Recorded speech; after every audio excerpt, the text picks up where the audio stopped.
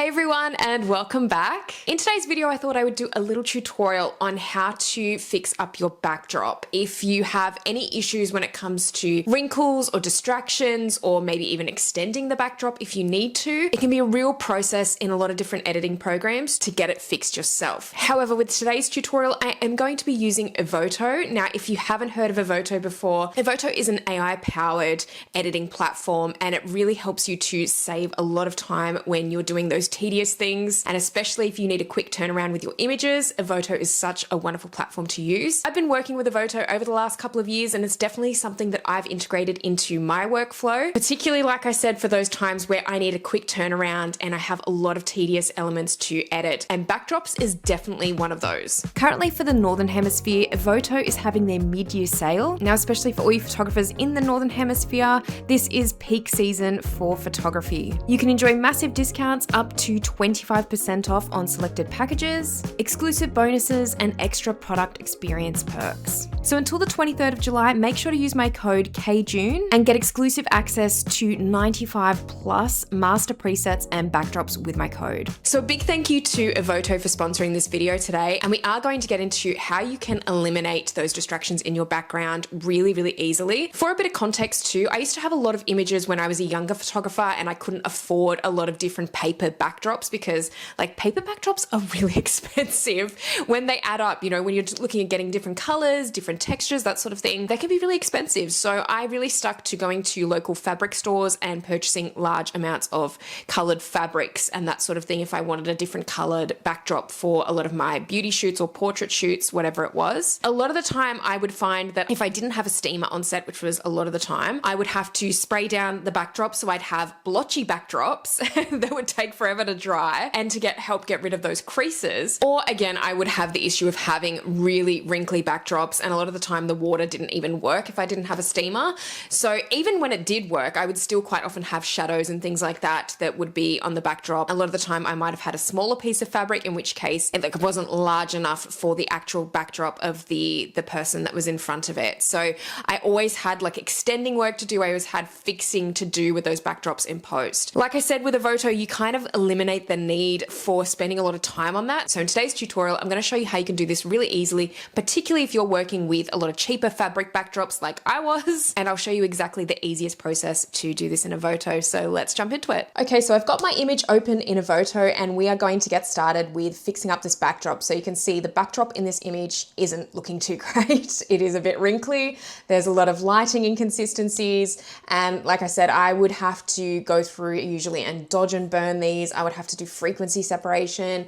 I would have to do a lot of like detailed editing that would take up quite a lot of time. And especially if I had like a bunch of images, like 20 or so that I had to get through for a client or for test shoots, mainly they were used for test shoots back when I was using them, it would take a lot of time to get rid of them. So you can see I'm already on the background tab here. So there's a background adjustments tab, and this is where you can do all of your enhancements for the backdrop. First off, we have the solid backdrop refinement under backdrop adjustments. That's more or less referring to the fact that you're essentially editing a solid backdrop. Now, technically this isn't a solid backdrop, but we want it to look like a solid backdrop, so we can use some of these features. So first off, you've got your distractions removal. Now this is not necessarily going to do much for this particular image because this is more for example, if you've got a solid backdrop and you're kind of needing to extend it and you've got distractions in the background. So essentially as if your backdrop isn't extending all the way to the frame of your image. So if you need to extend that, that's a really good one to use, and that will help fill in those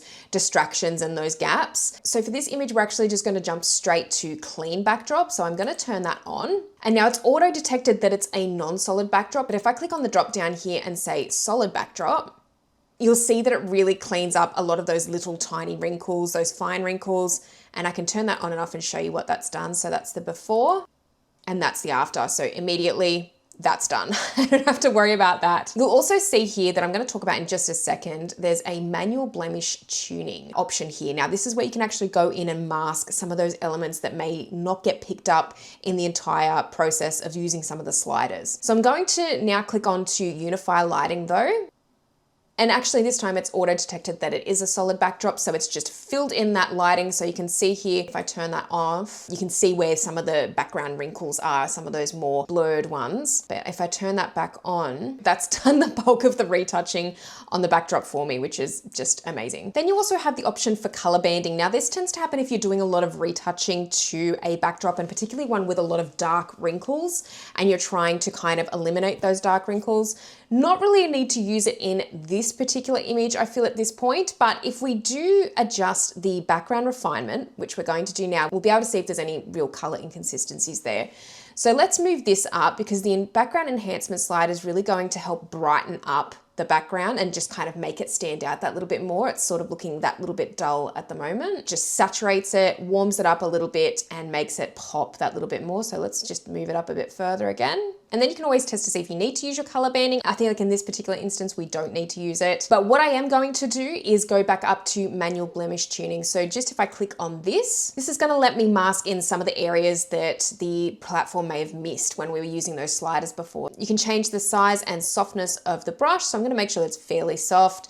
Flow and opacity are pretty high. And then size, I'll just leave it as this. And you'll see here, just this wrinkle that seems to not want to go away. And I'm just going to actually fill in this whole section because there's like a couple of wrinkles there. And then also there's another wrinkle up here, and you can see when I press down, it actually shows you the original backdrop, so you can see where those wrinkles are that you might need to mask out. Okay, so I think that's good for now. And if I press OK, it's removed those wrinkles, which is so awesome. Like I don't have to do anything else. Like it's pretty much just done that for me, which is like so amazing. If I wanted to be a little bit more pedantic, I could go back into that option and then just kind of move over some of the other areas if I feel like there's anything there. But honestly, it's looking pretty good to me. So I'm going to press OK. And if you want to pull this background enhancement up further, make it a little bit brighter and stronger again, you can easily do so. And this is looking pretty good to me. So if I go to a before and after, you can see just how much discrepancy there is between the lighting in the background, the wrinkles,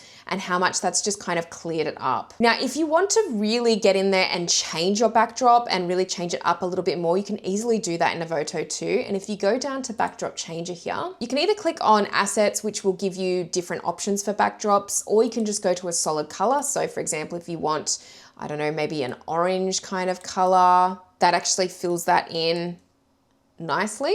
Or if you just want like a more smooth, even look with the backdrop that you already have, if you've got a solid backdrop, let's change it to like more of a yellow color like we already had. Okay, and then you can always adjust the opacity. So if you want to bring that down a little bit, just to kind of have a little bit of the original background kind of peeking through, you can easily do that too. So even if we go to the before and after view here, you can see just how much cleaner this backdrop is looking now. And the real fact is you can actually, like I said, go into assets and you can just do a completely different backdrop if you wanted to. They already have a lot of different pre-selected colors for backdrops. So if you wanted to go for maybe more of a neutral backdrop, it completely changes the entire look of your photo as well. Or maybe you want to go for something a little bit more contrasting, like with green as well. And I feel personally that it looks natural too. I think that's one of the things that I love most about these tools is that you can choose a different backdrop and it's still going to look fairly natural, which I wish I had this tool. Honestly, like when I was just starting out and I was using a lot of fabric backdrops, I really wish I had this because I feel like it could have made my images look like 10 times better without me having to go in and do really detailed editing that sometimes just honestly didn't look that great. After I'd finished with it, I was like, oh my God, it would have been so much easier to not even have the model against a backdrop. So to have tools like this now that can be so powerful in that way and really help you to kind of experiment with your photography a little bit more is actually so cool. And I'm like really enjoying even just sitting here and like looking at the different backdrop colors and how so many of them just completely change the look of the photo. I'm even starting to think that yellow was not the right backdrop for this, but I think I wanted something that was super colorful at the time, really contrasting. It's always worth a shot to kind of like test out different backdrop colors as well and really see whether it fits your images or not. Like, I think that this looks awesome with the pink too, but I think for now I am just going to go back to the yellow, and I think we'll leave that there for today. So I hope this tutorial was really helpful for you, and if you have been using fabric backdrops on the cheap like I was and have done in the past, then hopefully this will be a really, really helpful little tutorial for you in terms of getting rid of those wrinkles and those unwanted elements. Make sure to click the link in the description box below, go check out Evoto for yourself and let me know what you think in the comments. And if you do want to see more tutorials like this one, definitely let me know in the comments section as well. Thank you so much for watching this video today, and if you liked it, please give it a thumbs up, and if you haven't subscribed to my channel already, make sure you do, because I'll be posting a lot more in future. If you're interested in checking out Evoto, make sure to go and click the link in the description box below, and I think I'm going to leave this video here for today. So thank you again so much for watching, and I will see you in the next one.